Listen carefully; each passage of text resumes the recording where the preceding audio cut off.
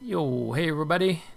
So a few weeks ago I was building a bike that has the new Shimano 12-speed component group on it.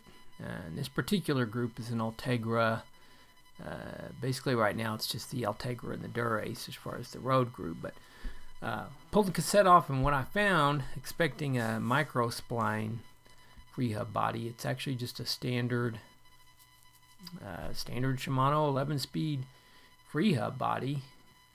So the interface with the cogs are basically just, or look a little bit different, but it's the same basic interface. So I don't know, I thought that was kind of cool. If you were going to switch to this new 12-speed stuff and you had a set of wheels, you could just run those. But anyway, the way they get it to work to get that 10-tooth last cog is, if you look carefully at the 11-tooth cog, basically that the 10-tooth cog just interfaces into that.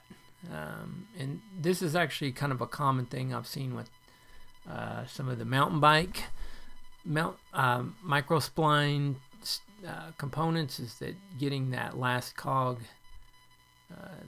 I guess, clocked correctly into the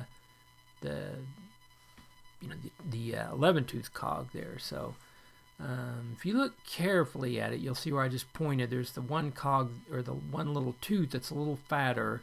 It's got an arrow on it, and so there's, on the 10-tooth cog, you'll see that there's a little, I believe there's an arrow on it as well. But once we kind of pull this up, I'll show you you can see there's one, there's one tooth that's skinnier, and it engages into where you can see on that one section on the cog where it's, right there.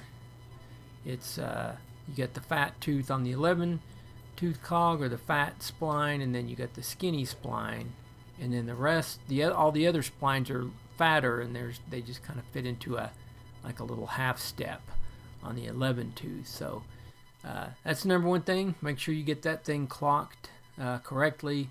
And everything else, hopefully you're familiar with installing a SRAM or a Shimano cassette onto a standard SRAM or a Shimano splined free hub body. So it's basically just the same. The only thing that's a little bit different is that last 10-tooth onto the onto that. It doesn't, the 10-tooth cog doesn't engage onto the free hub. It actually engages into the last, that 11-tooth cog. So that's our 11-tooth.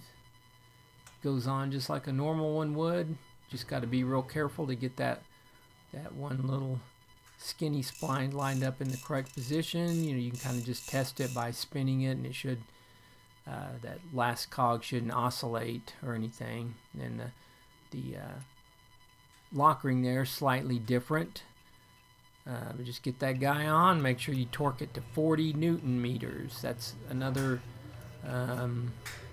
area I see a lot of guys not getting those tight enough, and that's one way that the sprockets can dig into an aluminum free hub body. So anyway, yeah, that was just a new cassette that that's the first time I'd seen one, so I just wanted to make a video and share it. So hopefully you found this interesting.